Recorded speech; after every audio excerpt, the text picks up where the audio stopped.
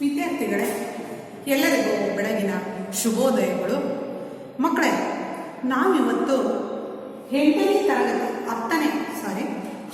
ತರಗತಿಯ ಒಂದು ಪದ್ಯವಾದಂತಹ ಕೌರವೇಂದ್ರನ ಕೊಂದೆ ನೀನು ಪದ್ಯ ಭಾಗದ 2ನೇ ಅವಧಿಯ ಒಂದು ಸಾರಾಂಶವನ್ನು ಇವತ್ತು ನಾವು ಒಂದು ಪದ್ಯ ಭಾಗವನ್ನು ನಾವಿವತ್ತು ನೋಡೋಣ. ಮಕ್ಕಳೇ, ನಾವು ಇಂದಿನ ಅವಧಿಯಲ್ಲಿ ಏನೇನನ್ನು ತಿಳ್ಕೊಂಡಿದ್ವಿ ಸ್ವಲ್ಪ ನೆನಪು ಮಾಡಿಕೊಂಡು ಮುಂದೆ ಹೋಗೋಣ. ಮಕ್ಕಳೇ ನೋಡಿ, ಇಂದಿನ ಅವಧಿಯಲ್ಲಿ ನಾವು ಮೊದಲಿಗೆ ಈ ಕೌರವೇಂದ್ರನ ಕೊಂದೆ ನೀನು ಅನ್ನೋ ಒಂದು ಪದ್ಯವನ್ನು ರಚಿಸಿದಂತ ಕವಿ ಯಾರು ಮಕ್ಕಳೇ? ನೆನಪಿದೆಯಾ? ಕುಮಾರವ್ಯಾಸ. ಈ ಕುಮಾರವ್ಯಾಸನ ಮೊದಲ ಹೆಸರೇನು? ಗದುಗಿನ ನಾರಾಯಣಪ್ಪ ಅಂತ ಹೇಳಿ ಕರೀತಾ ಇದ್ರು. ಮಕ್ಕಳೇ, ಈ ಕುಮಾರವ್ಯಾಸ ನಡುಗನ್ನಡ ಕಾಲದ ಒಬ್ಬ ಪ್ರಸಿದ್ಧ ಕವಿ. ಮಕ್ಕಳೇ, ನಡುಗನ್ನಡ ಸಾಹಿತ್ಯದ ಪರಿಚಯವನ್ನು ಸಂಕ್ಷಿಪ್ತವಾಗಿ ತಿಳ್ಕೊಂಡಿದ್ವಿ. ಹಾಗೆಯೇ ಕುಮಾರವ್ಯಾಸನ ಪರಿಚಯವನ್ನು ತಿಳ್ಕೊಂಡಿದ್ವಿ. ಕುಮಾರವ್ಯಾಸ ಬರೆದಂತಹ ಒಂದು ಪ್ರಸಿದ್ಧ ಕೃತಿ ಯಾವುದು ಮಕ್ಕಳೇ? ಕರ್ನಾಟ ಭಾರತ ಕಥಾಮಂಜರಿ.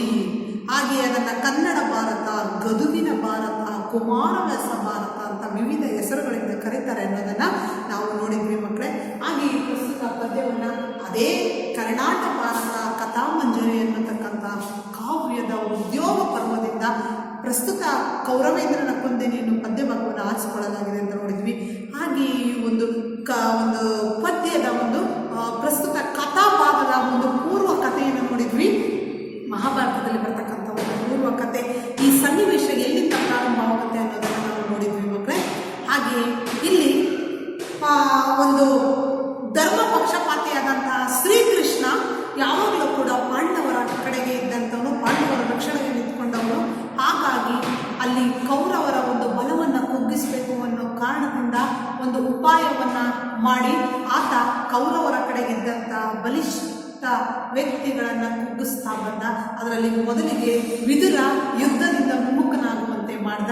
ಆಮೇಲೆ ಇನ್ನೊಬ್ಬ ಆ ಕೌರವರ ಕಡೆಗಿದ್ದಂಥ ಇನ್ನೊಬ್ಬ ಬಲಶಾಲಿಯಾದಂಥವನು ಕರ್ಣ. ಹಾಗಾಗಿ ಈ ಕರ್ಣನ ಬಲವನ್ನ ಕುಗ್ಗಿಸಬೇಕು ಅಂತ ಹೇಳಿ ಶ್ರೀಕೃಷ್ಣ ವೇದಿಕೆಯನ್ನು ಸಿದ್ಧ ಮಾಡ್ತಾನೆ. ಅದೇ ಈ ಪ್ರಸ್ತುತ ಒಂದು ಪದ್ಯ ಭಾಗದ ಒಂದು ಕಥಾ ವಸ್ತು ಅನ್ನೋದನ್ನು ನಾವು ನೋಡಿದ್ವಿ. ಮಕ್ಕಳೇ, ಹಾಗೆ ಸಿದ್ಧ ಮಾಡಿದಂಥ ಶ್ರೀಕೃಷ್ಣ ಕರ್ಣನ ಒಬ್ಬನನ್ನೇ ತಾನು ಇರ್ತಕ್ಕಂಥ ಒಂದು ಸ್ಥಳಕ್ಕೆ ಭೇಟಿಯಾಗುವಂತೆ ಏರ್ಪಾಡನ್ನ ಮಾಡ್ತಾನೆ. ಆಗ ಏನಾಯ್ತು ಅನ್ನೋದ್ರ ಬಗ್ಗೆ ನೋಡಿದ್ವಿ. ಮಕ್ಕಳೇ, ಮೊದಲ ಒಂದು ಪದ್ಯ ಭಾಗದಲ್ಲಿ ನಾವು ಏನ್ ನೋಡಿದ್ವಿ? ಇನತನೂಜನ ಕೂಡೆ ಮೈದುನ ಅಂದ್ರೆ ಕರ್ಣನನ್ನ ಮೈದುನತನದ ಪ್ರೀತಿಯನ್ನ ತೋರಿಸಿ ಅಷ್ಟು ತನ್ನ ರಥದಲ್ಲಿ ಪಕ್ಕದಲ್ಲಿ ಬರಸೆಳೆದು ತನ್ನ ಪೀಠದಲ್ಲಿ ಗದ್ದುಗೆಯಲ್ಲಿ ತನ್ನ ಪಕ್ಕದಲ್ಲಿ ಕರ್ಣನ ಬರಸೆಳೆದು ಕುಳಿಸ್ಕೊಳ್ತಾನೆ. ಆದರೆ ಭಯಗೊಂಡಂತ ಹಂಚಿಕೊಂಡಂತ ಕರ್ಣ, ಅಯ್ಯೋ, ನಿಮ್ಮ ಅಡಿಗಳಲ್ಲಿ ನಿಮ್ಮ ಜೊತೆಯಲ್ಲಿ ಕುತ್ಕೊಳ್ಳುವಷ್ಟು ಸರಿ ಸಮಾನನೇ ನಾನು ಇಲ್ಲ ಮುರಾರಿ, ನನಗೆ ಭಯ ಆಗುತ್ತೆ, ನಿನ್ನ ಪಕ್ಕದಲ್ಲಿ ಕುತ್ಕೊಳ್ಳೋದಿಕ್ಕೆ ನಾನು ಯೋಗ್ಯನಲ್ಲ ಅಂತ ಹೇಳಿ ಕರ್ಣ ಅಂದಾಗ ಮತ್ತಷ್ಟು ಶ್ರೀಕೃಷ್ಣ ಅವನ ಪಕ್ಕದಲ್ಲಿ ತೊಡೆ ಹತ್ತಿರವಾಗುವಷ್ಟು ಪಕ್ಕದಲ್ಲಿ ಕುತ್ಕೊಂಡು ಶ್ರೀಕೃಷ್ಣ ಅರ್ಜುನನಿಗೆ ಹೀಗೆ ಅಂತ ಹೇಳಿ ಹೇಳ್ತಾ ಇದ್ದಾನೆ ಅನ್ನೋದನ್ನ ಒಂದು ಮೊದಲ ಪದ್ಯ ಭಾಗದ ಒಂದು ಸಾರಾಂಶದಲ್ಲಿ ನಾವು ನೋಡಿದ್ವಿ. ಮಕ್ಕಳೇ ಅಲ್ವಾ? ಇಲ್ಲಿ ನೋಡಿ, ರೂಪಕ ಸಾಮ್ರಾಜ್ಯ ಚಕ್ರವರ್ತಿ ಅಂತ ಕರೆಸಿಕೊಳ್ಳತಕ್ಕಂಥ ಕುಮಾರವ್ಯಾಸ ತನ್ನ ಒಂದು ಮಹಾಕಾವ್ಯದಲ್ಲಿ ಬಹಳಷ್ಟು ರೂಪಕಲಂಕಾರಗಳನ್ನು ಬಳಸಿಕೊಂಡು ಈ ಒಂದು ಕಾವ್ಯವನ್ನು ರಚನೆ ಮಾಡಿದ್ದಾನೆ. ಮಕ್ಕಳೇ, ಅದನ್ನು ನೀವು ನೆನಪಲ್ಲಿ ಇಟ್ಕೋಬೇಕು. ಇನ್ನು ನಾವು 2ನೇ ಒಂದು ಪದ್ಯ ಭಾಗಕ್ಕೆ ಹೋಗೋಣ. ಮಕ್ಕಳೇ, ನಿಮ್ಮ ಪಠ್ಯಪುಸ್ತಕವನ್ನು ತೆಗೆದಿಟ್ಕೊಂಡಿರಬೇಕು ಪ್ರತಿಯೊಬ್ಬರು ಕೂಡ. ನೋಡಿ ಮಕ್ಕಳೇ, ನಿಮ್ಮ ಪಠ್ಯಪುಸ್ತಕದ 117ನೇ ಒಂದು ಪುಟ ಸಂಖ್ಯೆ 117 ಅದನ್ನು ತೆಗೆದಿಟ್ಕೊಂಡಿರಿ. 117, 18, 19 ಅದರಲ್ಲಿ 117 ಪುಟ ಸಂಖ್ಯೆ 2ನೇ ಒಂದು ಪದ್ಯ ಭಾಗವನ್ನು ನಾವು ನೋಡೋಣ. ಮಕ್ಕಳೇ ನೋಡಿ, ಇಲ್ಲಿ ಮೊದಲಿಗೆ ಇದು ಹಳಗನ್ನಡ ಪದ್ಯ ಆಗಿರೋದ್ರಿಂದ ನಾನು ಹೇಳಿದ್ದೀನಿ, ಪದ ವಿಂಗಡಿಸಿ ನೀವು ಓದ್ಕೊಳ್ಬೇಕು. ಆನಂತರ ನಮಗೆ ಬಂದಂಥ ಒಂದು ರಾಗದಲ್ಲಿ ನಾನು ಹಾಡ್ತೀನಿ. ಮಕ್ಕಳೇ ನೋಡಿ, ಮೊದಲಿಗೆ ಆ ಪದ್ಯವನ್ನು ನೋಡ್ಕೊಳ್ಳಿ, ಎಲ್ಲೆಲ್ಲಿ ಬಿಡಿಸ್ಕೋಬೇಕು ಅಂತ. ಬೇಗ ಇಲ್ಲ ಎಲೆ ಕರ್ಣ, ನೋಡಿ ಬೇಗ ಇಲ್ಲ ಅಲ್ಲಿ ಬಿಡಿಸ್ಕೋಬೇಕು. ನಮ್ಮಳು ಯಾದವರು ಕೌರವರೊಳಗೆ ಸಂವಾದಿಸುವಡೆ, ಅಲ್ಲಿ ವಿಂಗಡಣೆ ಇಲ್ಲ ಮಕ್ಕಳೇ. ಅನ್ವಯಕ್ಕೆ ಸಂವಾದಿಸುವಡೆ ಆ ಸ್ವರ ಅಲ್ಲಿ ಸೇರಿಕೊಂಡು ಅನ್ವಯ ಮೊದಲು ಎರಡು ಇಲ್ಲ, ಮೊದಲು ಎರಡು ಇಲ್ಲ ಅನ್ನೋದನ್ನು ಬಿಡಿಸ್ಕೋಬೇಕು ಮಕ್ಕಳೇ. ನಿನ್ನ ಆಣೆ ಮೇದಿನಿ ಪತಿ ನೀನು, ಚಿತ್ತದೊಳು ಆದುದು ಅರಿವಿಲ್ಲ. ನೋಡಿ ಮಕ್ಕಳೇ, ಅಲ್ಲಿ ಬಿಡಿಸ್ಕೋಬೇಕು. ಚಿತ್ತದೋಳ್ ಆದುದು ಆ ಸ್ವರ ಮುಂದಕ್ಕೆ ಸೇರ್ಕೊಂಡು ಅರಿವಿಲ್ಲ, ಮತ್ತೆ ಆ ಮುಂದಕ್ಕೆ ಸೇರ್ಕೊಂಡು ಅರಿವಿಲ್ಲ ಏನುತ್ತಾ ದಾನವ ಸೂದನನು ರವಿಸುತನ ಕಿವಿಯಲ್ಲಿ ಬಿತ್ತಿದನು ಭಯವ. ಅಲ್ಲಿ ಪದ ವಿಂಗಡಣೆ ಇಲ್ಲ ಮಕ್ಕಳೇ. ನೋಡ್ಕೊಂಡ್ರಲ್ಲ ಪದ್ಯವನ್ನ ಹೇಗೆ ಬಿಡಿಸ್ಕೊಂಡು ಓದ್ಬೇಕು ಅಂತೇಳಿ. ಈಗ ಇನ್ನೊಮ್ಮೆ ಅದನ್ನ ಹಾಡೋಣ ಮಕ್ಕಳೇ. ಭೇದವಿಲ್ಲಲೇ ಕರ್ಣ, ಭೇದವಿಲ್ಲಲೇ ಕರ್ಣ, ನಿಮ್ಮಳು ಯಾದವರು ಕೌರವರೊಳಗೆ ಸಂವಾದಿಸುವಡೆ ಅನ್ವಯಕ್ಕೆ ಮೊದಲು ಎರಡು ಇಲ್ಲ ನಿನ್ನಾಣೆ ಕರ್ಣ, ಮೊದಲು ಎರಡಿಲ್ಲ ನಿನ್ನಾಣೆ. ಮೇದಿನಿ ಪತಿ ನೀನು ಕರ್ಣ, ಮೇದಿನಿ ಪತಿ ನೀನು, ಚಿತ್ತದೊಳು ಆದುದರ ಅರಿವಿಲ್ಲ ಎನ್ನುತ್ತಾ, ಚಿತ್ತದೋಳ್ ಆದುದರ ಅರಿವಿಲ್ಲೆನ್ನುತ್ತಾ, ದಾನವ ಸೂದನನು ರವಿಸುತನ ಕಿವಿಯಲ್ಲಿ ಬಿತ್ತಿದನು ಭಯವ. ದಾನವ ಸೂದನನು ರವಿಸುತನ ಕಿವಿಯಲ್ಲಿ ಬಿತ್ತಿದನು ಭಯವ. ನೋಡಿ ಮಕ್ಕಳೇ, ಈ ಒಂದು ಪದ್ಯಭಾಗದ ಒಂದು ಸಾರಾಂಶವನ್ನು ನಾವು ನೋಡೋಣ. ಭೇದವಿಲ್ಲಲೇ ಕರ್ಣ, ನಿಮ್ಮೊಳು ಯಾದವರು ಕೌರವರೊಳಗೆ ಸಂವಾದಿಸುವಡೆ. ನೋಡಿ ಮಕ್ಕಳೇ, ಭೇದ ಅಂದ್ರೆ ಮಕ್ಕಳೇ ವ್ಯತ್ಯಾಸ ಅಂತ. ಭೇದ, ಇಲ್ಲಿ ಭೇದ ಅಂದ್ರೆ ವ್ಯತ್ಯಾಸ, ಭಿನ್ನತೆ. ಯಾರಲ್ಲಿ?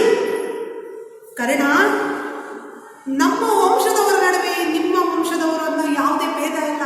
ನಿಮ್ಮೋಳು ಯಾದವರು, ಇಲ್ಲಿ ನಿಮ್ಮೋಳು ಅಂದ್ರೆ ಪಾಂಡವರು.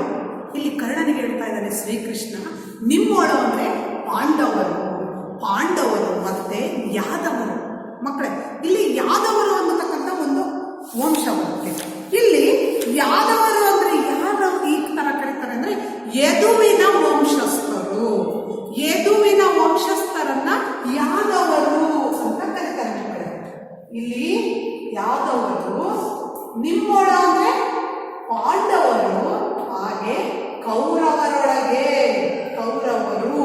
ಇವರು ಮೂರು ವಂಶದವರ ಜೊತೆಗೆ ಯಾವುದೇ ವ್ಯತ್ಯಾಸ ಇಲ್ಲ. ಯಾದವರು ಅಂದ್ರೆ ಯದುವಿನ ವಂಶಸ್ಥರು. ಶ್ರೀಕೃಷ್ಣ ಯದು ವಂಶಕ್ಕೆ ಸೇರಿದವರು. ಗೊತ್ತಿರ್ಬೇಕಲ್ಲ ಮಕ್ಕಳೇ ನಿಮಗೆ, ಶ್ರೀಕೃಷ್ಣ ಯದುವಂಶಕ್ಕೆ ಸೇರಿದವನು. ಶ್ರೀಕೃಷ್ಣನ ನಿರ್ಣಯಾನುಸಾರ ಯಾದವರು ಕುರುಕ್ಷೇತ್ರ ಯುದ್ಧದಲ್ಲಿ ದುರ್ಯೋಧನನ ಪರವಾಗಿ ಹೋರಾಡಿದ್ರು. ನೋಡಿ ಮಕ್ಕಳೇ, ಶ್ರೀಕೃಷ್ಣನ ವಂಶಸ್ಥರಾದರೂ ಕೂಡ ಯಾದವರು, ಆದರೆ ಕೃಷ್ಣನ ನಿರ್ಣಯಾನುಸಾರ ಶ್ರೀಕೃಷ್ಣನೇ ನಿರ್ಧಾರ ಮಾಡಿದ್ರು. ಹಾಗಾಗಿ ಯಾದವರನ್ನ ಕುರುಕ್ಷೇತ್ರ ಯುದ್ಧದಲ್ಲಿ ದುರ್ಯೋಧನನ ಪರವಾಗಿ ಹೋರಾಡುವಂತೆ ಹೇಳಿಕೊಟ್ಟವನೇ ಶ್ರೀಕೃಷ್ಣ, ಆಜ್ಞೆ ಮಾಡಿದವರು. ಹಾಗಾಗಿ ಶ್ರೀಕೃಷ್ಣನ ನಿರ್ಣಯದಂತೆ ಯಾದವರು ಕುರುಕ್ಷೇತ್ರ ಯುದ್ಧದಲ್ಲಿ ಕೌರವರ ಪರವಾಗಿ ಇದ್ರು. ಆದರೆ ಈ ಯಾದವರು, ಪಾಂಡವರು, ಕೌರವರು ಇವರ ನಡುವೆ ಯಾವುದೇ ವ್ಯತ್ಯಾಸ ಇಲ್ಲ. ನಮ್ಮೊಳಗೆ ಯಾವುದೇ ವ್ಯತ್ಯಾಸ ಇಲ್ಲ. ಸಂವಾದಿಸುವಡೆ ನಾವೆಲ್ಲ ಒಂದು ರೀತಿ ವಾದಿಸುವಂತ ಸಂದರ್ಭದಲ್ಲಿ ಅಥವಾ ನಾವೇನಾದ್ರೂ ಘರ್ಷಣೆ ಹಿಡಿತೀವಿ ಅಂದ್ರೆ ನಾವೆಲ್ಲ ಸಂಬಂಧಿಕರು. ನಾವು ಈ ರೀತಿ ಸಂವಾದಿಸೋದು ಸರಿಯಲ್ಲ. ಅನ್ವಯಕ್ಕೆ ಮೊದಲು ಎರಡು ಇಲ್ಲ ನಿನ್ನಾಣೆ. ಅನ್ವಯ ಅಂದ್ರೆ ಮಕ್ಕಳೇ ವಂಶ. ಅನ್ವಯ ಇದನ್ನ ಸರಿಯಾಗಿ ಅರ್ಥ ಮಾಡ್ಕೋಬೇಕು ಮಕ್ಕಳೇ.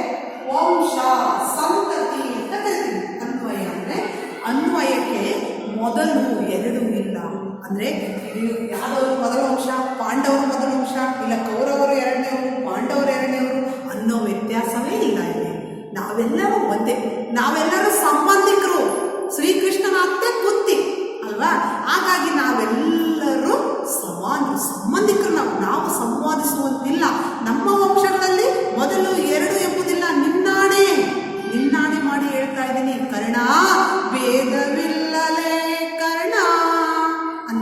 ಶ್ರೀಕೃಷ್ಣ ಹೇಳ್ತಾ ಇದ್ದಾನೆ ಮಕ್ಕಳೇ.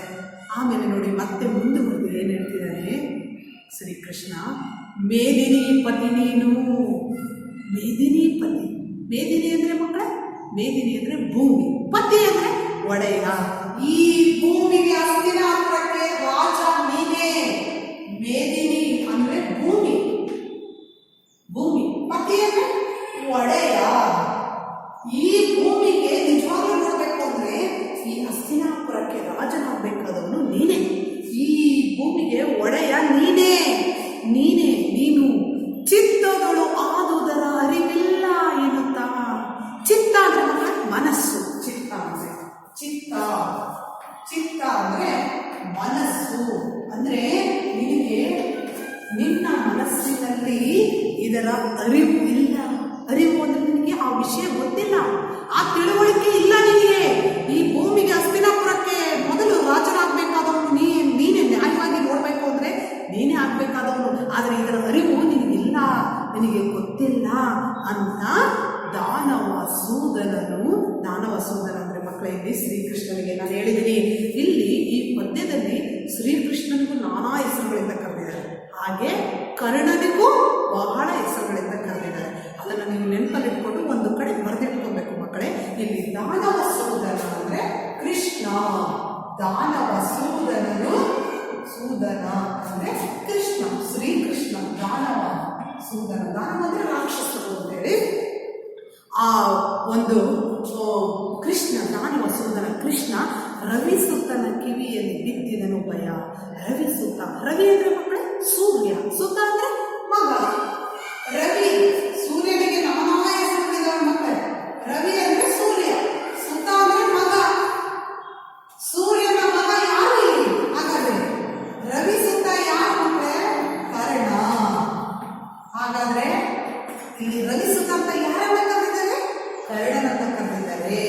ಹಾಗಾಗಿ ಶ್ರೀಕೃಷ್ಣ ಕರ್ಣನ ಒಂದು ಕಿವಿಯಲ್ಲಿ ಭಯವನ್ನ ಬಿತ್ತಿದನು. ಭಯವ ಅಂದ್ರೆ ಭಯ ಉಂಟು ಮಾಡಿದ. ಈ ಹಸ್ತಿನಾಪುರಕ್ಕೆ ರಾಜ ನೀನೇ ಅಂತ ಹೇಳಿ ತನ್ನ ವಂಶದ ಒಂದು ಸಂಗತಿ ಹೇಳೋದಕ್ಕೆ ಹೊರಟಿರ್ತಕ್ಕಂಥ ಶ್ರೀಕೃಷ್ಣ ಕರ್ಣನ ಮನದಲ್ಲಿ ಭಯವನ್ನ ಬಿತ್ತಿದ ಅಂತ ಮಕ್ಕಳೇ. ಎರಡನೇ ಪದ್ಯಭಾಗದ ಸಾರಾಂಶ ಅರ್ಥ ಆಯ್ತಲ್ವಾ ನಿಮಗೆ? ಈಗ ನಾವು ಮೂರನೇ ಪದ್ಯಭಾಗಕ್ಕೆ ಹೋಗೋಣ ಮಕ್ಕಳೇ. ಮೂರನೇ ಪದ್ಯಭಾಗದ ಪದ ವಿಂಗಡಣ ಓದನ್ನು ನಾವು ಫಸ್ಟ್ ಓದೋಣ. ಅಲ್ಲಿ ವಿಂಗಡಿಸಿ ಹೇಗೆ ಓದಬೇಕು ಅಂತೇಳಿ ನೋಡ್ಕೊಳ್ಳಿ. ಲಲನೆ ಪಡೆದ ಈ 5 ಬಿಡಿಸ್ಕೋಬೇಕು. ಈ 5 ಅಂತ ಇದೆಯಲ್ಲ, ಪಡೆದ ಈ 5 ಬಿಡಿಸ್ಕೊಂಡು, ಮಂತ್ರಗಳಲ್ಲಿ ಮೊದಲಿಗ ನೀನು, ನಿನ್ನಯ ಬಳಿ ಯುಧಿಷ್ಠಿರ ದೇವ, ಮೂರನೆಯಾತ ಕಲಿಭೀಮ, ಫಲುಗುಣನು, 4ನೆಯಲ್ಲಿ, 5ನೆಯಲ್ಲಿ ನಕುಲ ಸಹದೇವರಾದರು, ಬಳಿಕ ಮಾದ್ರಿಯಲ್ಲಿ, ಬಳಿಕ ಒಂದು ಮಂತ್ರದ. ಇಲ್ಲಿವರೆಗೂ ಯಾವುದೇ ಪದ ವಿಂಗಡಣೆ ಇಲ್ಲ ಮಕ್ಕಳೇ. ಇಲ್ಲಿವರೆಗೂ ಬಳಿಕ ಅಲ್ಲಿವರೆಗೂ ಯಾವುದೇ ಪದ ವಿಂಗಡಣೆ ಇಲ್ಲ. ಆಮೇಲೆ ನೋಡಿ, ಒಂದು ಮಂತ್ರದೋಳ್, ಅಲ್ಲಿ ಬಿಡಿಸ್ಕೋಬೇಕು. ಮಂತ್ರದೋಳ್ ಇಬ್ಬರು ಉದಿಸಿದರು, ಅಲ್ಲಿದೆ ಮಕ್ಕಳೇ. ಮೊದಲಲ್ಲಿ ಲಲನೆ ಪಡೆದ ಈ 5 ಅನ್ನೋದ್ರಲ್ಲಿ ಇದೆ, ಪಡೆದ ಈ 5 ಅಲ್ಲೇವರೆಗೂ. ನೆಕ್ಸ್ಟ್ ಕೊನೆಯಲ್ಲಿ ಮಂತ್ರದೋಳ್ ಇಬ್ಬರು, ಅಲ್ಲೇವರೆಗೂ ಅಲ್ಲಿ ಬಿಡಿಸ್ಕೋಬೇಕು. ಮೊದಲೇ ಮಧ್ಯದಲ್ಲಿ ಯಾವುದೇ ಪದ ವಿಂಗಡಣೆ ಇಲ್ಲ. ಇಬ್ಬರು ಉದಿಸಿದರು ಅಂತ ನೋಡ್ಕೊಂಡ್ರಲ್ಲ ಮಕ್ಕಳೇ. ಈಗ ಅದನ್ನ ಹಾಡೋಣ. ಲಲನೆ ಪಡೆದಿ 5 ಮಂತ್ರಗಳಲ್ಲಿ, ಲಲನೆ ಪಡೆದಿ 5 ಮಂತ್ರಗಳಲ್ಲಿ, ಮೊದಲಿಗ ನೀನು ಕರ್ಣ, ಮೊದಲಿಗ ನೀನು, ನಿನ್ನಯ ಬಳಿ ಯುಧಿಷ್ಠಿರ ದೇವ, ಕರ್ಣ ನಿನ್ನಯ ಬಳಿ ಯುಧಿಷ್ಠಿರ ದೇವ,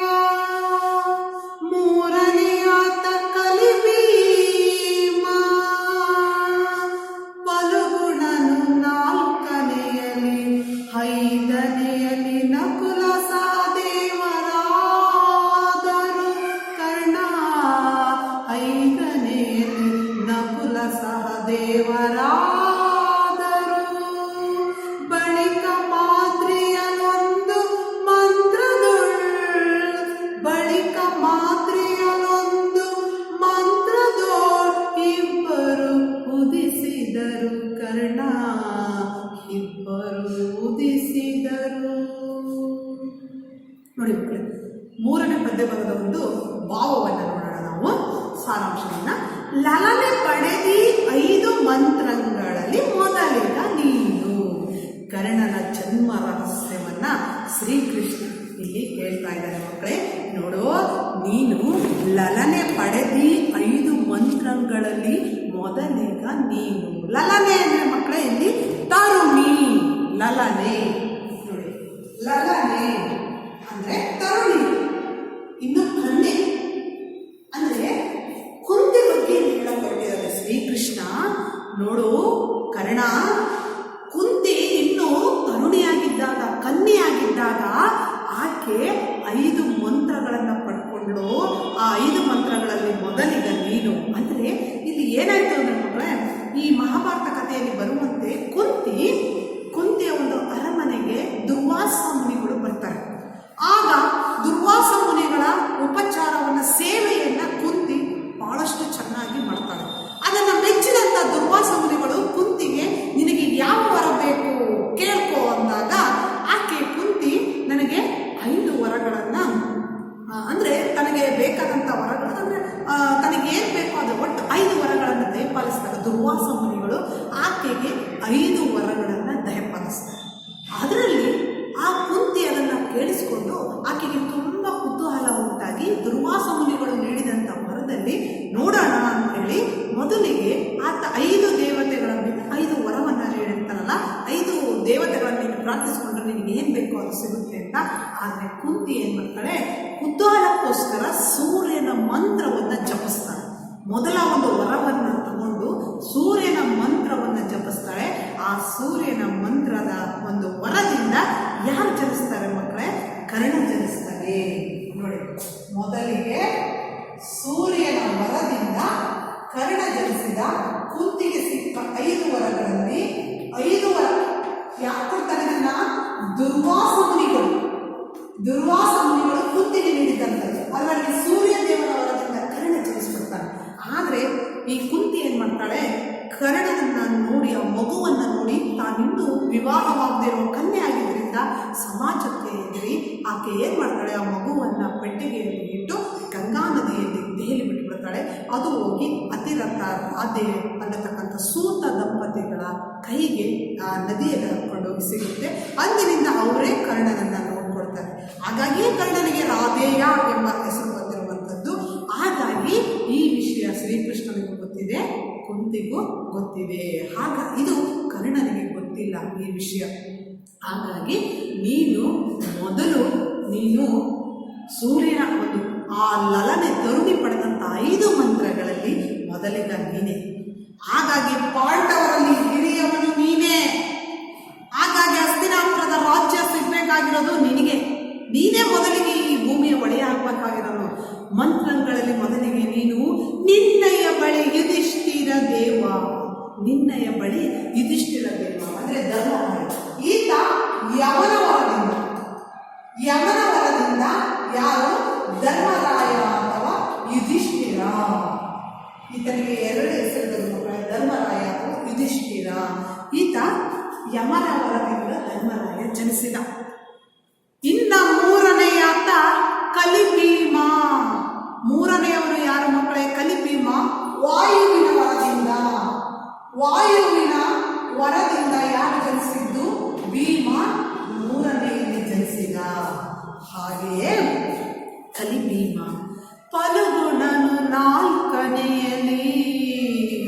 ಫಲಗುಣ ಅಂದ್ರೆ ಮಕ್ಕಳೇ ಅರ್ಜುನ ಯಾರ ವರದಿಂದ? ಇಂದ್ರನ ವರದಿಂದ. ಇಂದ್ರನ ಒಂದು ವರದಿಂದ ಯಾರು ಜನಿಸಿದ್ದು? ಫಲಗುಣ ಅಥವಾ ಅರ್ಜುನ. ಫಲಗುಣನಿಗೆ ಇನ್ನೊಂದು ಹೆಸರು ಮಕ್ಕಳೇ ಅರ್ಜುನ ಜನಿಸಿದ. ಯಾರ ವರದಿಂದ? ಇಂದ್ರನ ವರದಿಂದ ಫಲಗುಣ ಅರ್ಜುನ ಜನಿಸಿದ. ಹಾಗೆಯೇ ಮಕ್ಕಳೇ 4ನೇದಲ್ಲ, 5ನೇಯಲ್ಲಿ ನಕುಲ ಸಹದೇವರಾದರು. ಇನ್ನ ಉಳಿದಂತ 5ನೇ ಮಂತ್ರ ಇತ್ತಲ್ಲ, ಅದರಲ್ಲಿ ಮಾದ್ರಿ ಸಹದೇವರಾದರು. ಬಳಿಕ ಮಾದ್ರಿಯಲ್ಲೊಂದು ಮಂತ್ರದೊಳು 2 ಉದಿಸಿದರು. ಮಾದ್ರಿಯ ಇದರಿಂದ ಯಾರು ಇವರು ಮಕ್ಕಳೇ ಅಶ್ವಿನಿ ದೇವತೆಗಳ ವರದಿಂದ, ಅಶ್ವಿನಿ ದೇವತೆಗಳ ವರದಿಂದ ನಕುಲ ಮತ್ತು ಸಹದೇವರು ಇಬ್ಬರು ಅವಳಿ ಮಕ್ಕಳು ಯಾರಲ್ಲಿ ಜನಿಸಿದ್ರು? ಮಾದ್ರಿಯಲ್ಲಿ.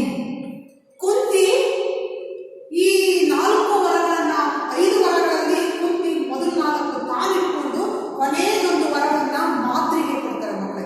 ಗೊತ್ತಿರಬೇಕು ನಿಮಗೆ, ಪಾಂಡುರಾಜನಿಗೆ 2 ಹೆಂಡತಿಯರಲ್ವಾ, ಅದರಲ್ಲಿ ಮೊದಲಿಗೆ ಕುಂತಿ, ಇನ್ನೊಬ್ಳು ಮಾದ್ರಿ. ಈ ಮಾದ್ರಿ ಯಾರು ಅಂದ್ರೆ ಮಕ್ಕಳೇ, ಪಾಂಡುರಾಜನ 2ನೇ ಹೆಂಡತಿ ಮದ್ರಾ ದೇಶದ ರಾಜಕುಮಾರಿ. ಮದ್ರಾ ದೇಶದ ರಾಜಕುಮಾರಿ ಕುಂತಿಯಿಂದ ಪಡೆದಂತ ಮಂತ್ರದ ಒಂದು ಬಲದಿಂದ ಈಕೆ ಈ ಅಶ್ವಿನಿ ದೇವತೆಗಳನ್ನು ಪ್ರಾರ್ಥಿಸಿ ನಕುಲ ಮತ್ತು ಸಹದೇವರೆಂಬ ಅವಳಿ ಮಕ್ಕಳಿದ್ರು, ಅವಳಿ ಮಕ್ಕಳನ್ನ ಈಕೆ ಪಡ್ಕೊಂಡ್ಳು ಅನ್ನುವಂಥದ್ದು ಮಕ್ಕಳೇ. ಹಾಗಾಗಿ ಕರ್ಣ, ಶ್ರೀಕೃಷ್ಣ ಆ ಕರ್ಣನಿಗೆ ನೋಡು ಹೀಗೆ 5ನೇ ಮಂತ್ರದಲ್ಲಿ ನಕುಲ ಸಹದೇವರಾದರೂ ಮಾದ್ರಿಯಲ್ಲಿ, ಮಾದ್ರಿ ಮಂತ್ರಿಸಿದಂತಹ ಅಶ್ವಿನಿ ದೇವತೆಗಳ ವರದಿಂದ ನಕುಲ ಸಹದೇವರು ಇಬ್ಬರು ಅವಳಿ ಮಕ್ಕಳು ಇಬ್ಬರು ಉದಿಸಿದರು. ಉದಿಸಿ ಅಂದ್ರೆ ಮಕ್ಕಳೇ ಹುಟ್ಟು ಅಂತ. ಇಲ್ಲಿ ನೋಡಿ ಬಳಿಕ ಅಂತ ಬರುತ್ತೆ. ಬಳಿಕ ಅನಂತರ, ಬಳಿಕ ಅಂದ್ರೆ ಅನಂತರ, ಉದಿಸು ಅಂದ್ರೆ ಹುಟ್ಟು, ಹುಟ್ಟು. ಆಮೇಲೆ ಇಬ್ಬರು ಹುಟ್ಟಿದ್ರು ಮಂತ್ರದಲ್ಲಿ ಅನ್ನುವಂಥದ್ದು ಮಕ್ಕಳೇ. ಈಗ 3ನೇ ಪದ್ಯ ಭಾಗದ ಒಂದು ಅರ್ಥ ಗೊತ್ತಾಯ್ತಲ್ಲ ನಿಮಗೆ. ಇನ್ನ 4ನೇ ಒಂದು ಪದ್ಯ ಭಾಗದ ಒಂದು ಭಾವಾರ್ಥಕ್ಕೆ ಹೋಗೋಣ ಮಕ್ಕಳೇ. 4ನೇದು ನೋಡ್ಕೊಳ್ಳಿ. ನಿನಗೆ ಹಸ್ತಿನಾಪುರದ ಪದ ವಿಂಗಡಣೆ ಮೊದಲು ನೋಡೋಣ ಮಕ್ಕಳೇ, ಆಮೇಲೆ ಇದನ್ನು ನೋಡೋಣಂತೆ. 4ನೇ ಪದ್ಯ ಭಾಗ ನೋಡಿ. ನಿನಗೆ ಹಸ್ತಿನಾಪುರದ ರಾಜ್ಯದ ಘನತೆಯನ್ನು ಮಾಡುವೆನು, ಪಾಂಡವ ಕೌರವ ಜನಕರು ಓಲೈಸುವರು. ನೋಡಿ ಮಕ್ಕಳೇ, ಇಲ್ಲಿ ಕೌರವ ಜನಕರು ಬಿಡಿಸ್ಕೊಬೇಕು. ಏನು? ಓಲೈಸುವರು. ನಿನಗೆ ಹಸ್ತಿನಾಪುರದ, ಅಲ್ಲಿವರೆಗೂ ಯಾವುದೇ ಪದ ವಿಂಗಡಣೆ ಇಲ್ಲ. ಕೌರವ ಜನಕರು ಓಲೈಸುವರು, ಅಲ್ಲಿವರೆಗೂ ಬಿಡಿಸ್ಕೊಳ್ಳಿ. ಗದ್ದುಗೆಯ ನಿನಗೆ ಕಿಂಕರ 2 ಸಂತತಿ, ಇಲ್ಲಿ ಬಿಡಿಸ್ಕೋಬೇಕು. ಕಿಂಕರ 2 ಸಂತತಿ ಬಿಡಿಸ್ಕೊಂಡು ಎನಿಸಲು ಒಲ್ಲದೆ, ಇಲ್ಲಿ ಬಿಡಿಸ್ಕೋಬೇಕು ಮಕ್ಕಳೇ. 2 ಸಂತತಿ ಎನಿಸಲು ಒಲ್ಲದೆ ಬಿಡಿಸ್ಕೊಂಡು ನೀನು ದುರ್ಯೋಧನನ ಬಾಯಿ ತಂಬೂಲಕ್ಕೆ ಕೈ ಆನುವರೆ ಹೇಳು ಎಂದ. ನೋಡಿ ಮಕ್ಕಳು, ದುರ್ಯೋಧನನ ಆದ್ಮೇಲೆ ಬಾಯ್, ಬಾಯ್ ಅನ್ನೋದನ್ನು ಬಿಡಿಸ್ಕೊಬೇಕು. ತಂಬೂಲಕ್ಕೆ ಬಾಯ, ಬಾಯ, ತಂಬೂಲಕ್ಕೆ ಕೈ ಬಿಡಿಸ್ಕೊಂಡು ಆನುವರೆ, ಕೈ ಆನುವರೆ ಹೇಳು ಎಂದ. ಹೇಳೆಂದ ಇದೆಯಲ್ಲ, ಹೇಳು ಎಂದ. ಈ ತರ ಬಿಡಿಸ್ಕೊಬೇಕು ಮಕ್ಕಳೇ. ಅದನ್ನ ಹಾಡೋಣ ನೋಡಿ. ನಿನಗೆ ಹಸ್ತಿನಾಪುರದ ರಾಜ್ಯದ ಘನತೆಯನ್ನು ಮಾಡುವೆನು ಕರ್ಣ, ನಿನಗೆ ಹಸ್ತಿನಾಪುರದ ರಾಜ್ಯದ ಘನತೆಯನ್ನು ಮಾಡುವೆನು ಕರ್ಣ.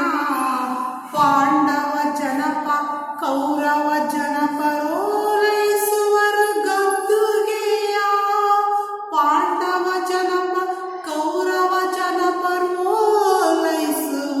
ಗದ್ದುಗೆಯ.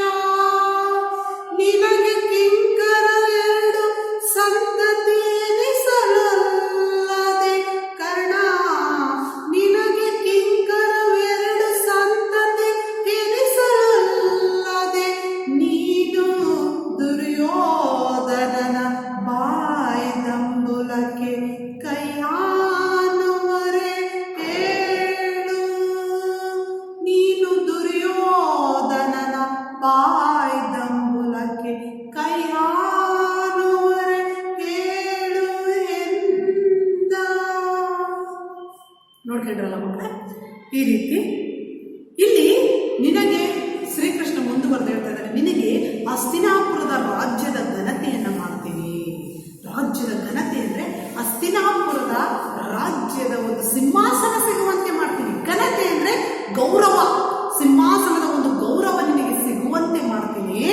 ಇನ್ನು ಪಾಂಡವ ಜನಪರು, ಪಾಂಡವರು ಕೌರವ ಜನಪರು, ಕೌರವರು ನಿನ್ನನ್ನು ಓಲೈಸ್ತಾರೆ ಅಂದ್ರೆ ನಿನ್ನನ್ನು ಸೇವೆ ಮಾಡ್ತಾರೆ, ನಿನ್ನ ಜೊತೆಗಿರ್ತಾರೆ.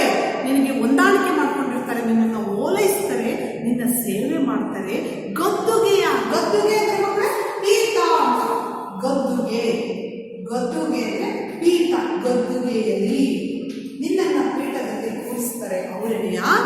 ಹೀಗೆ ನಿನಗೆ ಹಸ್ತಿನಾಪುರದ ರಾಜ್ಯ ಸಿಗುವಂತೆ ಮಾಡ್ತೀನಿ.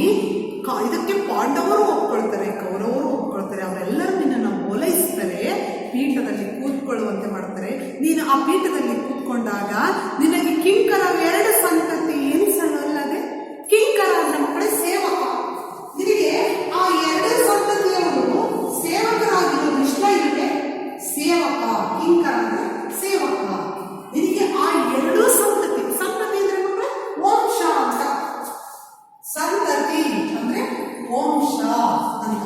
ಆ 2 ವಂಶದವರು ನಿನಗೆ, ಸಂತತಿಯವರು ನಿನಗೆ ಸೇವೆ ಮಾಡೋದು ನಿನಗೆ ಇಷ್ಟ ಇಲ್ವಾ? ಬಿಡಿಸಲ್ವಾ ನಿನಗೆ?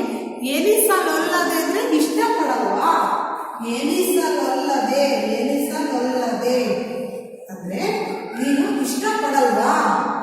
ಇಷ್ಟಪಡದೆ ಆ 2 ಸಂತತಿಯವರು ನಿನಗೆ ಸೇವೆ ಮಾಡೋದು ನಿನಗೆ ಇಷ್ಟ ಇಲ್ವಾ? ನೀನು ಅದನ್ನ ಇಷ್ಟಪಡದೆ ನೀನು ದುರ್ಯೋಧನನ ಬಾಯಿ ತಂಬುಲ ಅಂದ್ರೆ ಮಕ್ಕಳೇ ಬಾಯಿ ಎಂಚಲು ಅಂದ್ರೆ ದುರ್ಯೋಧನ ಹೇಳಿದ್ದು ಮಾತನ್ನು ಕೇಳೋದು, ಅದು ಬಾಯಿ ಎಂಜಲು ಅಂತ ಹೇಳ್ತಿದ್ದಾರೆ ಶ್ರೀಕೃಷ್ಣ. ಆ ದುರ್ಯೋಧನ ಬಾಯಿ ತಂಬುಲಕ್ಕೆ, ದುರ್ಯೋಧನ ಬಾಯಿ ಎಂಜಲಿಗೆ ಕೈ ಆನುವರೆ ಹೇಳಿದ. ಆನುವರೆ ಅಂದ್ರೆ ಮಕ್ಕಳೇ ಕೈ ಚಾಚು ಅಂತ. ಕೈ ಆನುವರೆ, ಕೈ ಆನು ಅಂದ್ರೆ ಕೈ ಚಾಚು. ಹೋಗಿ ಆ ದುರ್ಯೋಧನನ ಎಂಜಲಿಗೆ ಕೈ ಚಾಚೋದು ಸರಿ. ಕೈ ಆನುವರೆ ಹೇಳು ಎಂದ. ನೀನು ಆ ದುರ್ಯೋಧನ ಬಾಯಿ ತಂಬುಲಕ್ಕೆ ಕೈ ಚಾಚೋದು ಸರಿನಾ? ಹೇಳು, ನಿನಗಿದು ಒಪ್ಪುತ್ತಾ? ನೀನು ಹಸ್ತಿನಾಪುರದ ರಾಜರಾಗಬೇಕಾದವನು. ಸಿಂಹಾಸನದಲ್ಲಿ ನೀನು ಕುತ್ಕೊಂಡಾಗ ಆ 2 ಸಂತತಿಯವರು ನಿನ್ನ ಸೇವೆ ಮಾಡ್ತಾರೆ, ಅದನ್ನು ಒಪ್ಕೊಳ್ತಾರೆ. ಅವರಿಬ್ಬರು ಸೇವೆ ಮಾಡೋದು ನಿನಗೆ ಇಷ್ಟ ಇಲ್ವಾ? ಅಂತಹ ಸೇವೆ ಮಾಡಿಸ್ಕೊಳ್ಳೋದನ್ನ ಬಿಟ್ಟು ನೀನು ಆ ದುರ್ಯೋಧನನ ಒಂದು ಮಾತಿಗೆ ಅವನು ಹಾಕಿದಂಥ ಎಂಚಲಿಗೆ ಕೈ ಚಾಚೋದು ಎಷ್ಟು ಸರಿ? ಯೋಚನೆ ಮಾಡು ಅಂತೇಳಿ ಶ್ರೀಕೃಷ್ಣ ಒಂದು ರೀತಿ ಕರ್ಣನಲ್ಲಿ ಗೊಂದಲವನ್ನು ಉಂಟು ಮಾಡ್ತಾ ಇದ್ದಾನೆ. ಮಕ್ಕಳೇ ಅರ್ಥ ಆಯ್ತಲ್ಲ? ಇಷ್ಟು ಈ ಅವಧಿಗೆ ಇಷ್ಟು ಸಾಕು. ಇನ್ನು ನಾವು ಮುಂದಿನ ಭಾಗದ ಒಂದು ಪದ್ಯಗಳ ಒಂದು ವಿವರಣೆಯನ್ನು ನಾವು ಮುಂದಿನ ಒಂದು ಅವಧಿಯಲ್ಲಿ ತಿಳ್ಕೊಳ್ಳೋಣಂತೆ ಮಕ್ಕಳೇ. ಈ ಒಂದು ಪದ್ಯಗಳನ್ನು ನಾನು ಇದುವರೆಗೂ ಮಾಡಿರ್ತಕ್ಕಂಥ 4 ಪದ್ಯಗಳನ್ನು ನೀವು ನೋಟ್ ಪುಸ್ತಕದಲ್ಲಿ, ನಿಮ್ಮ ಹೋಮ್ವರ್ಕ್ ಪುಸ್ತಕದಲ್ಲಿ, ಗೃಹಪಾಠದ ಪುಸ್ತಕದಲ್ಲಿ 4 ಪದ್ಯಗಳನ್ನು ಬರಿಬೇಕು, ಓದ್ಕೊಂಡಿರ್ಬೇಕು ಮಕ್ಕಳೇ. ಒಂದ್ಸಲ ಅದನ್ನು ಪದ ವಿಂಗಡಣೆ ಓದ್ಕೊಂಡಿರ್ಬೇಕು, ಬರೆದಿರ್ಬೇಕು. ಇದೇ ನಿಮ್ಮ ಗೃಹಪಾಠಕ್ಕೆ ಒಂದು ಪ್ರಶ್ನೆ.